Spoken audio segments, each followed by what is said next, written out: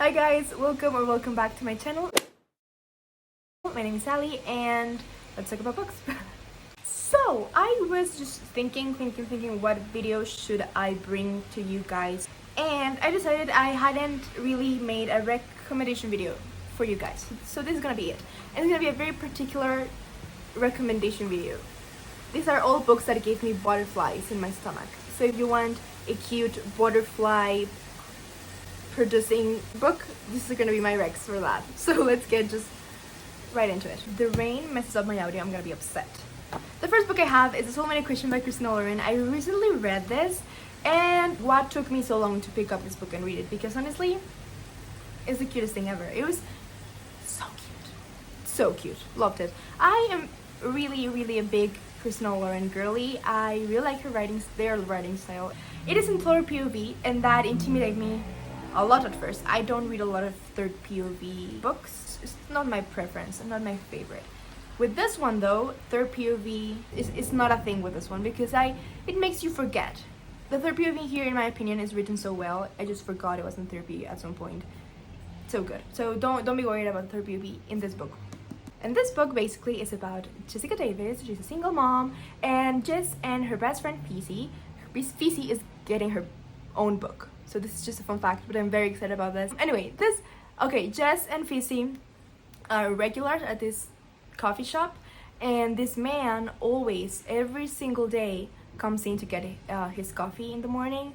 So Jess and Feesy have been, they know this guy just by sight because he always comes in. They don't really know anything about him, but he's a very attractive man, so we know he exists. Then one day, they finally talk to him, and apparently this grumpy workaholic man has a company that helps people find true love. This company who matches you with your soulmate according to your DNA. So, for some twists and turns in life, Jess ends up, getting into this trial. She gets tested and everything, and she ends up matching with one and only Dr. River Pena at a 98, I think, percent match. So basically they're each other's soulmates, and now they have to fake date to promote the campaign, because the company is just launching. They were just doing tests and stuff, so they are fake dating, knowing that they are DNA soulmates. And this is their story. This is so funny. This is so cute. I got butterflies all the time. Everything about this, honestly, it was so good. It was a 5 star for me. Definitely butterflies were produced with this. So, The Soulmate Equation by Christina Lauren. Now I'm gonna get this two out of the way, because The Spanish Love Deception and The American Roommate Experiment by Elena Armas.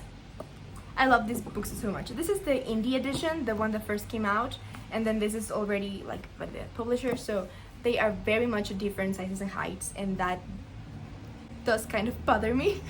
But that aside, I love both of these books so much. They are just very entertaining to me, and they are just very cute stories to my heart. I was lucky enough to get an arc of this book. That's why this is not tabbed. This is my final copy, but I read this at the end of June, I think, and I just can't stop thinking about it ever since. One of my favorite reads of the year so far. I've seen a lot of mixed reviews for both of these.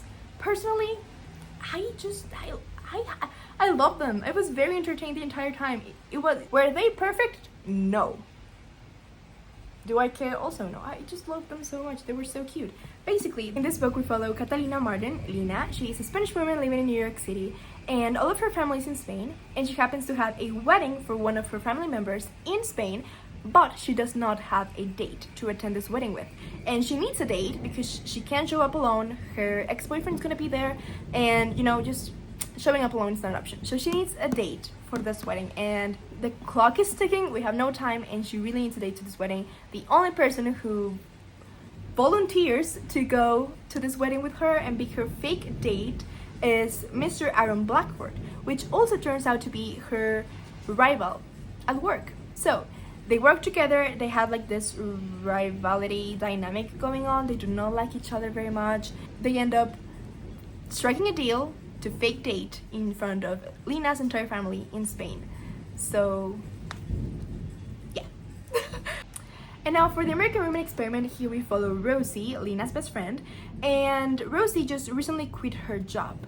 She quit her job to pursue her dream of becoming a romance writer, and she's struggling because she just quit her job, she just took a leap on her dream, she doesn't know if she made the right decision, if this path is gonna actually work out, and on top of that, her apartment had like this big problem and they need to fix her apartment and she cannot longer live there until that is fixed.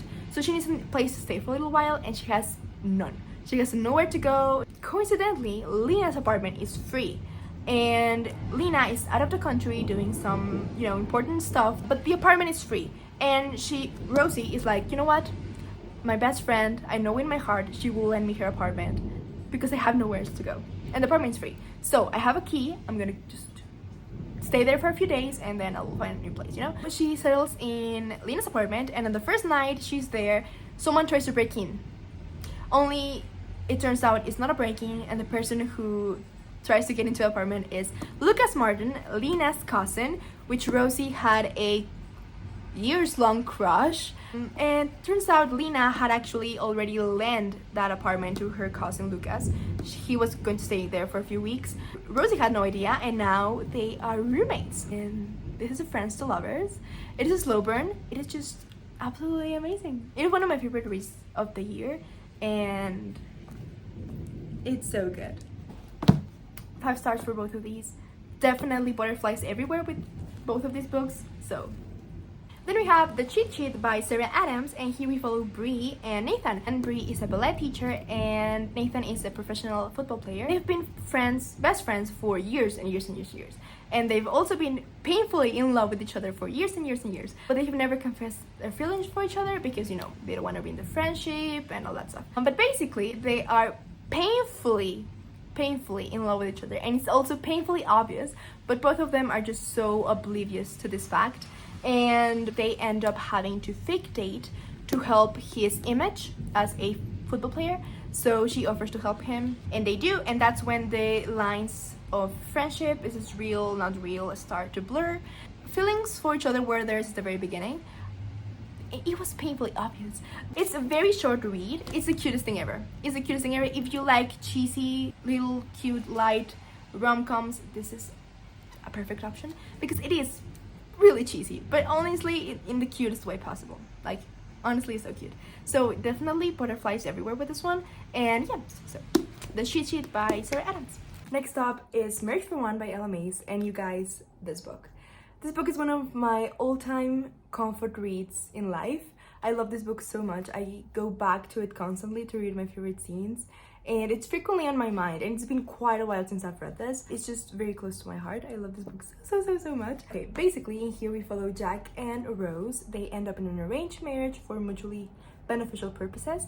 So they're married, but they barely know each other. He is a very grumpy man. He's very focused on work and really just doesn't smile, anything. She is like the nicest human being. Like, she's so nice, she's so caring. Her dream is to have like her own coffee shop, so she starts to work on it. He helps her, and it's just forced proximity. I hate everyone but you. It's not fake dating, like kind of a little bit, but it's more in the arranged marriage forced proximity side. And it is a slow burn. Look, all of my tabs, like, oh my god, but like it's worth every single page. I love this book so much. Every second of it, it's amazing. The cover, okay, let's talk about the cover. I was not a big fan of the cover at first, like, not. But then it kind of grew on me because the man on the cover, like this man over here, is exactly how I picture Jack, our main character here. This man is Jack, like you cannot tell me otherwise. This is him. So yeah, now I like this cover. It is amazing and I love this book so much. So go read it. I don't know if it's on Kindle Unlimited. Maybe it is. I'll check and I'll put it if it is. But go give it a try because honestly, I love this book. Okay, you guys, for the next one, you know that before anything else in life, I am an Emily Henry girly, so I needed to include my Emily Henry books here. So, People We Meet on Vacation by Emily Henry. In this book, we follow Poppy and Alex. They've been best friends since college, and ever since then, they've been doing this summer trip every single summer to different parts of the world, just, to explore the world, spend time together, just just the two of them. It's their summer trip, their thing, and they wait every single year for summer to come around just so they can go to this summer trip tradition thing. We have past and present chapters in here. So 2 years ago, in the last trip they made together, something happened, we don't know what it is, but that pulled them apart, and now they're barely on speaking terms. And now 2 years later, Poppy and Alex decide to make another summer trip to, you know, try to reconnect and save that friendship that they had, you know, and something more. So this is that. It's Friends to Lovers. It is, you know, it's an Emily Henry book, so you know it's perfection. I am still very much a beach read girly to my core forever. Spoiler alert, I am gonna talk about beach read in a few. But you know, you guys, this book is like amazing. I do know Emily Henry, it is a hit or miss for a lot of people. Either you totally connect with her writing or you don't really. It is okay if Emily Henry is not for you, but if it is, lucky you. So yeah, this book is amazing and so cute. Go read it. Top, we have Mine Would Be You by Kate Jamila, and let me tell you guys, this book is one of the cutest love stories I've read in such a long time. This is happiness in a cup. It made my heart so happy, and I couldn't stop smiling, and it was just so wholesome and cute, and so such a nice love story. I love it so much. We follow here Valentina Scott. She is this young woman who's been burned and scarred by love before. Her past relationship that, you know, ended a few years ago really put her in a place where she guards her heart above everything else. That heart is in a cage and it's not coming out ever again, until one night Nina and her friend decide to go out to a bar, just, you know, girls' night, and there Nina meets this very attractive young man named Jackson, and Jackson and Nina basically hit it off right away. They have an amazing time together, great chemistry, they feel this super cool connection, they just had fun, and later on when it's time to part ways, they forget to get each other's contact information, so they have no way of reaching out to each other to see each other again. And I think they live in New York City, so it's just like very not likely that they are just gonna bump into each other in the street, so they resign themselves that they're not gonna see each other ever again, and that's that. A couple of weeks later, a wedding invitation arrives to Nina's apartment door, and it is her ex wedding invitation. Mind you, her ex, the same ex that left Nina very much resigned the idea of love, that same ex is her childhood friend. So they were friends before they were anything else, and because of that, Nina is like, you know what? He was my friend before anything else. I'm gonna go and support him in his special day. So she goes to her ex wedding, and guess who is her ex best man at the wedding? Yes, you guessed it right, Jackson. So Jackson is the best man at the wedding because Jackson is the best friend of her ex. So this book gave me butterflies, like infinity amount of them. It's written in a very, you know, light, simple, you will fly through this book, and I love it so much. So Mine Would Be You by Kate Jamila. Now we have 3 books are my all-time favorite books in the face of the earth. I need to talk about them in every single video because I just, yeah. So first one, which is of course Love and Other Words by Christina Lauren. This book is very close to my heart, and let me tell you what it's all about. So in this book we follow Maisie and Elliot. They are childhood best friends. They've been best friends since they were little kids. They are just very close, and there was a point where just feelings started to develop and they were very much in love when they were kids. But one night something happens that totally breaks them apart. They do not see or speak each other again, and 11 years later they bump into each other in a coffee shop, and it's them trying to reconnect again after everything that happened, and after that one incident that caused them to separate in the first place, that we do not know what happened until later on, you know. It's told in, it says, alternating timelines, so we have past and present chapters. In the past chapters we see them, you know, as kids falling in love for the first time and being best friends, and in the present chapters we see them trying to reconnect and, you know, fall in love again. So it's so heartwarming, it's so heart-wrenching, but it's also so very hopeful and loving and caring, and I love this book so much. Butterflies guaranteed with this one. So now we have another of my favorite books of all time, and that is Arthur's Voice by Mia Sheridan. I adore this book with my entire heart, and so like, you have no idea how much I love this book. So in this book we follow Bree, and Bree just moved to this small town in Maine after wanting to get away from her life in the city. She's like, you know what? Yeah, I'm not doing this, see you later, bye. And she moves to this town all on her own, trying to build a new life for herself. And in this town, she meets this very attractive young man named Archer. And for some reason, people in this town seem to not like Archer very much, just keep him at a distance. And we found out later on that Archer actually can't speak. He is mute. And of course, Bree knows sign language, so she is able to communicate with him. But people just seem to think what happened to him, but they really actually don't. So we figured that out as well, and it's so heart-wrenching. Just, I don't know, it's beautiful. This is one of the books that has given me more hope ever in my heart. I've heard actually mixed reviews. I heard a lot of people that love it and a lot of people that just didn't like it, didn't connect with it. It's fine, but just try to give it a chance, because honestly, it's amazing. And Archer Hale, it's everything in life and more. Okay, now for the last book I'm going to talk about today, we have my all-time favorite book, and that's of course Beach Read by Emily Henry. This book is me in pages.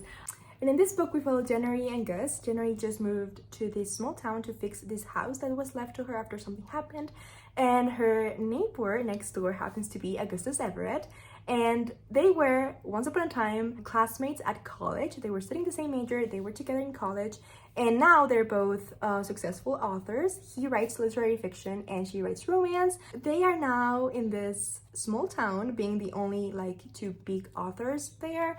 And they strike a deal to change genres. So Gus has to write a romance book and January has to write a literary fiction book. And they take each other in these little dates or trips or getaways to show each other what they do to get inspired to write their own books. So they switch genres basically, and that's a bet. So they make a bet to see which actually capable of doing it, and they are everything to me. I love them so much, and it is such a fun read. It is so funny. I was smiling the entire time, and it is also so heart-wrenching. I cried tears I didn't know how I had left, because it just touched these heartstrings that I didn't even know I had. I'll have my little bookmark of Beach Read right here. So cute. This book is an immense piece of the person, the essence of human being that I am today. It's just so heartwarming and also so heart-wrenching, but it gives you so much hope. They deal with a lot of stuff individually. It is about them together, but it is also about their journey separate. It is just amazing. A lot of people really connect with her work. A lot of people maybe don't so much. It is okay either way, but please give it a shot, because honestly, this book changed my life in ways I can't even articulate. So give it a chance. Just give it a chance. This is my favorite book of all time. Butterflies guaranteed, again. That was all, you guys. Thank you so much for watching. Please let me know if you want any other content similar to this one. Which other tropes would you like Rex for, or any other content you want to see from me? Please let me know. I have all of my links down below, and here I have my social media if you want to check out and follow me on Instagram or TikTok. I am always there. Yeah, that's it. I love you guys so much. Take care, and I'll see you guys very, very soon in my next video.